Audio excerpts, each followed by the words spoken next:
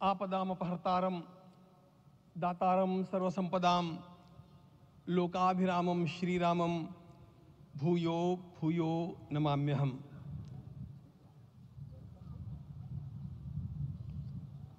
आज अंतःकरण अत्यंत उल्लास से, समाधान से और कृतज्ञता से भरा हुआ है। हमारा संपूर्ण राष्ट्र और पूरा विश्व भी आज भगवान श्री राम की प्रतिष्ठा से आलोकित होने का पर्व आरंभ हो चुका है।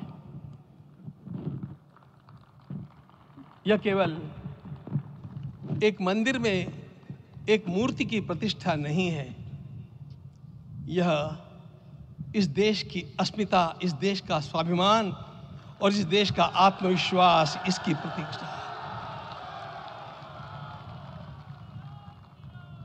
500 वर्षों की प्रतीक्षा के पश्चात यह संभव हो सका। इसके जो अनेक कारण हैं उनके ऊपर तो आलोक हमारे सारे सम्माननीय अभ्यागत डालेंगे ही। मैं केवल एक काम के लिए यहां पर खड़ा हूं, छोटा सा काम। कारण तो अनेक होते हैं, लेकिन अनेक कारण मिलते मिलते आखिर वे एक विशिष्ट स्तर तक पहुंच जाते हैं और उस स्तर पर कोई महापुरुष हम लोगों को उपलब्ध होता है और उस विभूति के कारण युग परिवर्तित हो जाता है। इस प्रकार का परिवर्तन लाने के लिए अपने जीवन को साधना पड़ता है और इस प्रकार जीवन साधने वाले हमारे इस देश की परंपरा के अनेक महान रत्नों में आज हम लोगों को समय की आवश्यकता, युग की आवश्यकता, सनातन के अंतःकरण की आवश्यकता के रूप में हमारे सम्माननीय प्रधानमंत्री जी प्राप्त हुए हैं।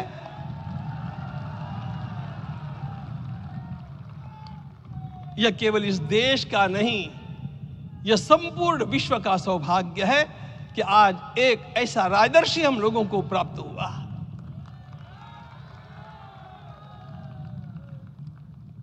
आपके मंगल हाथों से आज प्रतिष्ठा होने की बात थी, वह स्वाभाविक भी था, वो होना ही था मित्रों।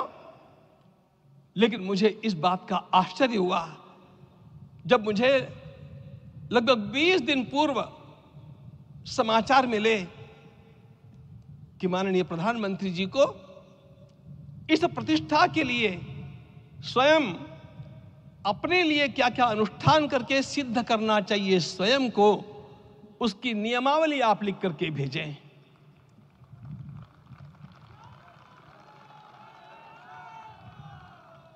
जिस प्रकार का हमारे देश का राजनीतिक माहौल है, कोई भी आकर के किसी भी समय कुछ भी कर्म करके चला जाता है, वो उद्घाटन हो चाहे पौधारोपण हो चाहे कुछ भी हो, लेकिन उसके लिए मैं अपने को सिद्ध करूं, इस प्रकार की भावना कहां होती है? यदि किसी ने पूछा तो मैं कहूंगा कि यहां होती है। भगवान श्री राम की प्रतिष्ठा करनी है। भारतीय जीवनादर्शों के सर्वोच्च आदर्श भगवान श्री राम है और इन समस्त जीवनादर्शों की प्रतिष्ठा करने के समान ही यहां की प्रतिष्ठा रही है। इसलिए एक महान विभूति को ऐसे लगा कि मैं अपने को भी साधूं। मैं कर्मणा मनसा वाचा, कर्म से, मन से और वाणी से अपने को उसके लिए शुद्ध बनाऊं, सिद्ध बनाऊं, और उसका मार्ग तप ही है। भगवद गीता ने कहा, यज्ञ दान तपः कर्म न त्याज्यम कार्यमेव तत्। तप से ही विशेष परिशुद्धि होती है। आज मुझे आपको बतलाने समय अंतःकरण गदगद होने की अनुभूति हो रही है।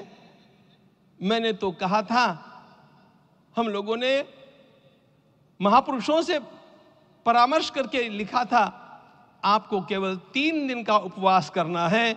आपने 11 दिन का संपूर्ण उपोषण किया।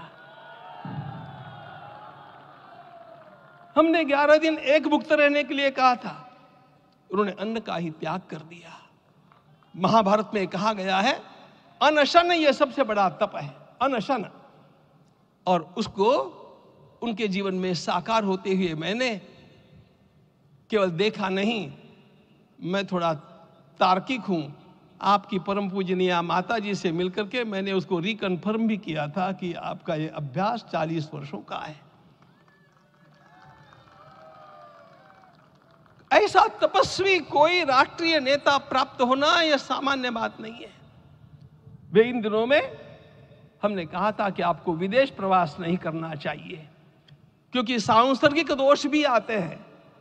विदेश प्रवास टाल दिया सांसर्गिक देशों के इस दोषों की संभावना के कारण, लेकिन दिव्य देशों का प्रवास ऐसा किया। नासिक से आरंभ किया, गुरुवायूर गए, श्रीरंगम गए, रामेश्वरम गए। इन सारे स्थानों पर जाकर के वहां के परमाणुओं को लेकर के और पूरी भारत माता के हर कोनों में जाकर के मानो वे निमंत्रण दे रहे थे कि आइए दिव्य आत्माओं, अयोध्या पधारिए और हमारे राष्ट्र को महान बनाने के लिए आशीर्वाद दीजिए।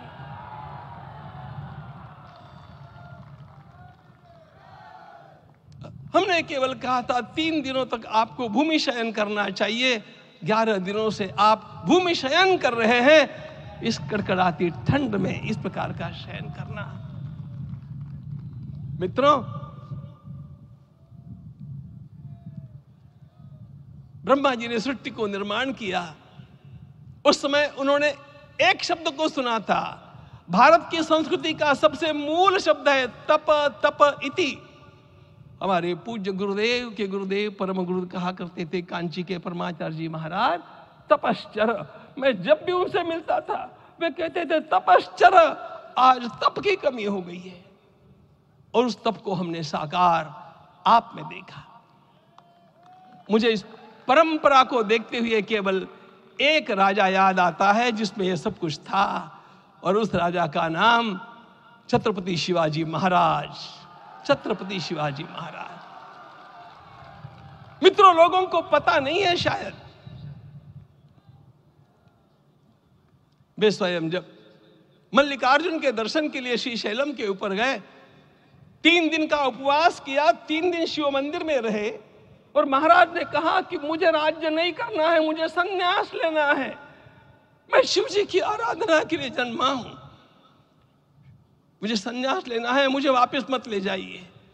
इतिहास का वो बड़ा विलक्षण प्रसंग है।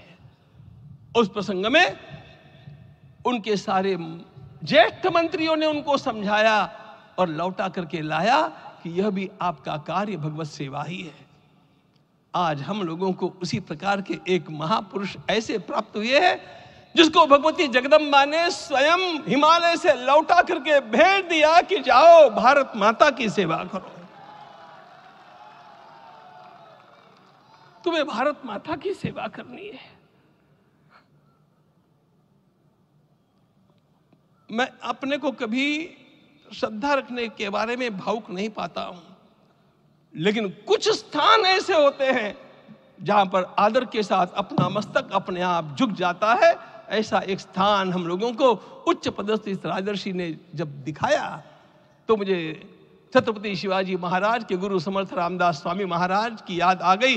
उन्होंने शिवाजी का वर्णन किया, निश्चयाचा महामेरु, निश्चयाचा महामेरु, बहुत जनासी आधारू, अखंड स्थितिता निर्धारू, श्रीमंत योगी, श्रीमंत योगी, श्रीमंत योगी। हम लोगों को आज एक श्रीमंत योगी प्राप्त हुआ।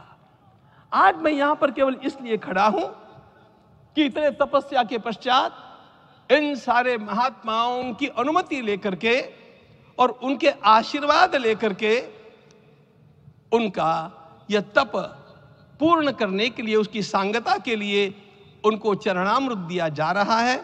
आप सबकी सहमति हो तो आप सब लोग ओंकार का घोष करके मुझे सहमति दें।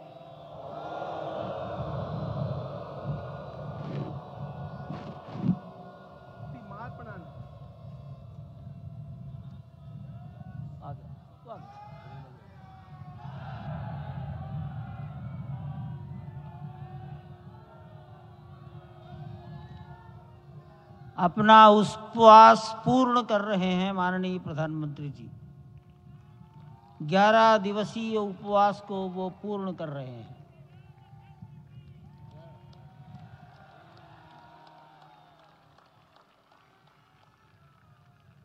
मैं